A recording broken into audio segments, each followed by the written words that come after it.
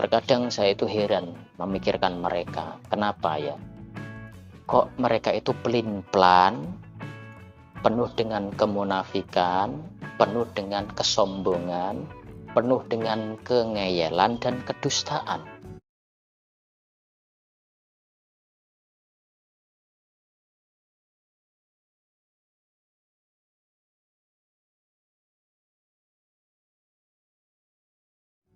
Apa buktinya? Buktinya begini. Bukankah kunut subuh itu sering sekali dibid'ahkan oleh mereka karena menganggap riwayat dari Imam Bukhari itu melemahkan, mendoifkan kunut subuh. Sedangkan di Syafi'i, Imam Syafi'i itu mensohehkan, tapi mereka nggak mau Syafi'i.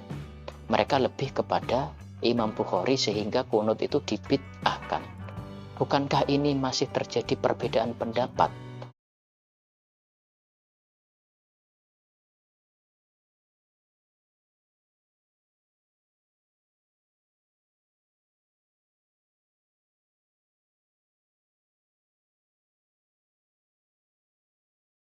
Antara ulama 4 madzhabul arba'ah, Imam Abu Hanifah, Imam Malik, Imam Syafi'i, Imam Ahmad bin Hanbal, ini terjadi perbedaan pendapat akan hukum kunut, tapi langsung diklaim, langsung dijustifikasi sebagai perbuatan bid'ah.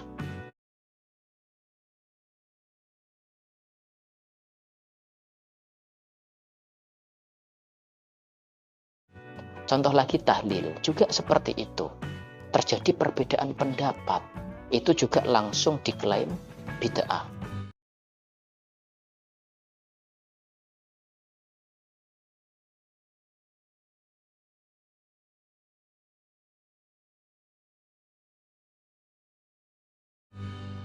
Padahal ini yang akan disampaikan selama masih menjadi khilaf ulama tidak boleh dibilang bid'ah. Baiklah, kita simak saja videonya.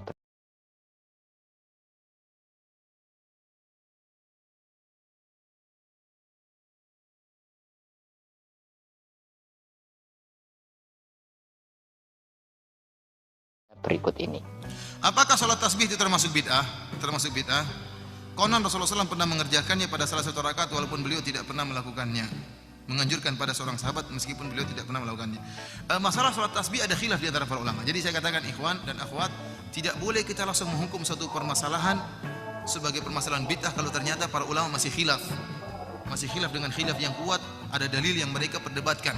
Tidak boleh kita langsung menghukum suatu permasalahan sebagai permasalahan bid'ah kalau ternyata para ulama masih khilaf. Tidak boleh kita menghukumi bid'ah kalau ulama masih ada khilaf, sama-sama punya dalil yang mempertahankan pendapat-pendapatnya masing-masing.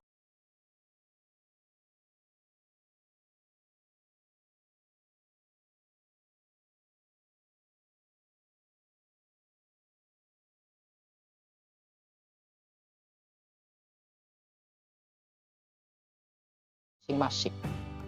Lah ini mereka, ini Salafi tadi ya yang menyampaikan, jelaskan bahwasanya tidak boleh mengatakan atau menghukumi bid'ah selama masih menjadi perdebatan.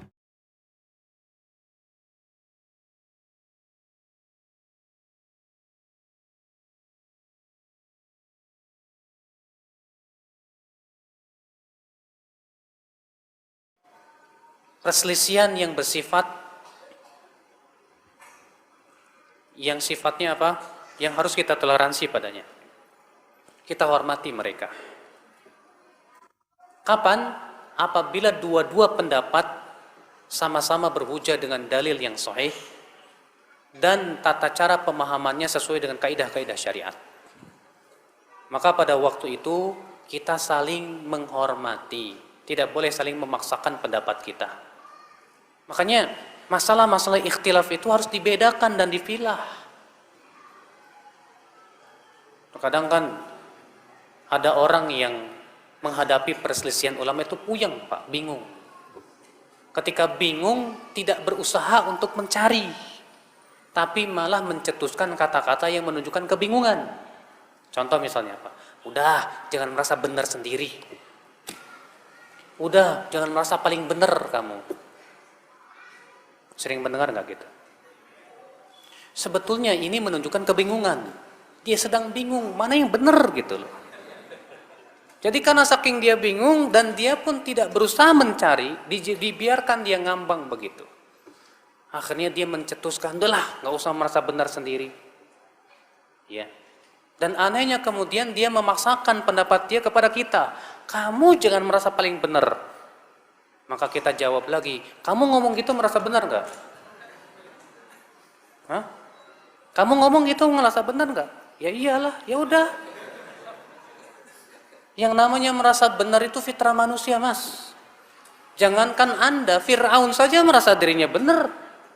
Allah berfirman dalam surat Ghafir, qala Fir'aun ma urikum illa ma ara wa ma ahdikum illa sabila rasyad. Berkatalah Fir'aun, aku tidak memandang untuk kalian kecuali yang aku pandang baik, dan aku tidak membimbing kalian kecuali kepada jalan kebenaran. Tuh, Fir'aun ngomongnya begitu, Pak. Makanya kalau ada orang berkata, kamu jangan merasa paling benar sendiri ya. Masalahnya Pak, di dunia ini nggak ada orang yang merasa paling sesat sendiri, Pak. Iya. Ada nggak? Nggak ada. Sekarang kalau jelas dalilnya Al-Quran, hadis, perkataan ulama, masa nggak boleh merasa benar? Itu hak. Yang hak itu yang berasal dari Al-Quran dan hadis Nabi, apalagi didukung oleh ijma. Itulah hak. Kebenaran yang harus kita pegang. Pertanyaan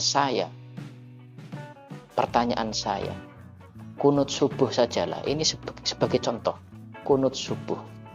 Apakah semua ulama itu sepakat itu bid'ah? Apakah ulama semua sepakat itu harus ditinggalkan? Ada ulama yang menyunahkan, tapi mereka membid'ahkan.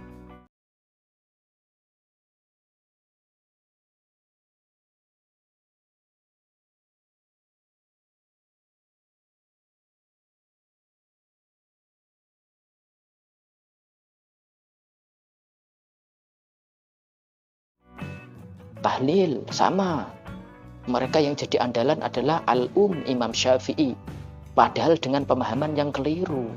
Tidak seperti itu. Kalau nggak percaya, ya silakan buka saya tantang kalian, ayo datangkan ke sini kitab mana yang menyatakan Imam Syafi'i menyatakan bahwasanya tahlil itu adalah haram. Tidak seperti itu ya ikhwah.